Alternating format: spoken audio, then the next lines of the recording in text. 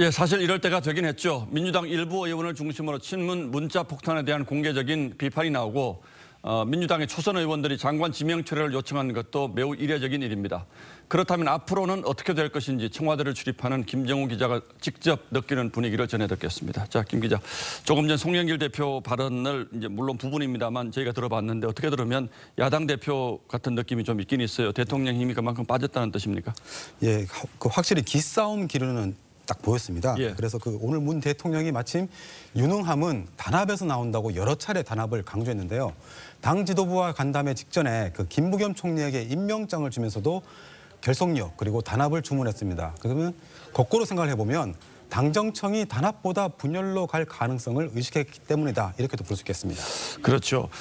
특히 이제 문재인 정부라고 하면 뭐 탈원전이라든지 부동산 정책 이런 것들이 가장 먼저 떠오르는 가장 대표적인 정책들인데 민주당이 여기까지 뭐 어떤 토를 다는 건 사실 의미심장하지 않습니까? 예, 문 대통령이 임기 내내 강조해온 탈원전에다가 송영 대표가 사실상 맞서는 듯한 모습을 보였습니다. 예. 미국과의 원전 협력이란 전제를 깔긴 했지만 현 정부 들어서 사실상 금기어였던 원전 산업의 부활을 얘기한 거라고도 볼 수 있겠습니다.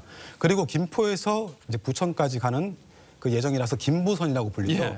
예. GTX-D 노선에 대해서 서부 수도권 주민들의 반발을 민심 이반이라는 표현까지 쓰면서 정부 정책에 직격탄을 날리기도 했습니다.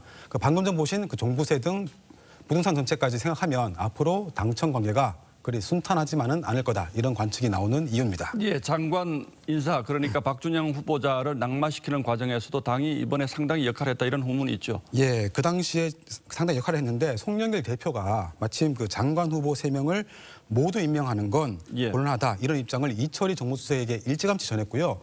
그럼에도 대통령이 강의 의지를 보이니까 초선 의원 40여 명이 공개적으로 집단 반발하기도 했습니다. 그래서 현 정부 출범 이후에 여당이 대통령의 뜻에 집단 반발한 것도 그리고 그에 따라서 인사가 바뀐 것도 사실상 처음이라고 볼 수 있겠습니다. 자, 이제 새 대표가 뽑힌 것만 해도 이런데 이제 얼마 뒤면 이제 민주당 대선 후보가 결정되지 않습니까? 그런데 이 친문 진영을 중심으로 이 대선 후보 결정을 한 11월 정도로 늦추자 이런 얘기가 나오는 것도 결국은 대통령의 레임덕을 좀 막아보자 뭐 이런 의도가 있다 이런 얘기도 있어요. 예, 맞습니다. 지난 2월 말이었습니다. 문 대통령의 복심으로 불리는 윤건영 의원이 마침 야당과 언론을 향해서 레임덕이 올 때까지 고사 지낸다 이렇게 비판했는데요. 레임덕이 아니라는 근거 중 하나로 대통령의 지지율이 40% 중반을 넘나든다고 이렇게 강조한 적이 있습니다. 예. 하지만 이후에 2달 한 반 만에 지지율은 30% 선을 겨우 유지하는 상황이 됐죠. 그러니까 대통령의 지지율이 당 지지율보다 낮은 현상이 이렇게 지속될 경우에 정권 재창출을 위해서 여당은 점점 대통령과 거리를 둘 수밖에 없습니다. 예. 이런 점을 의식해서인지 오늘 문 대통령은 특히 임기 말이 되면 당청 분열이 되는 역사를 이젠 바꾸자 이런 취지로 얘기를 했는데 과연 어떻게 될지 좀 지켜봐야 되겠습니다. 자, 대통령이 이 말을 바꿔보면 이미 당청 분열의 분위기를 감지하고 있다, 느끼고 있다 이런 뜻으로 볼 수 있겠죠? 예, 그렇게 볼 수 있습니다. 예, 김정우 기자 잘 들었습니다.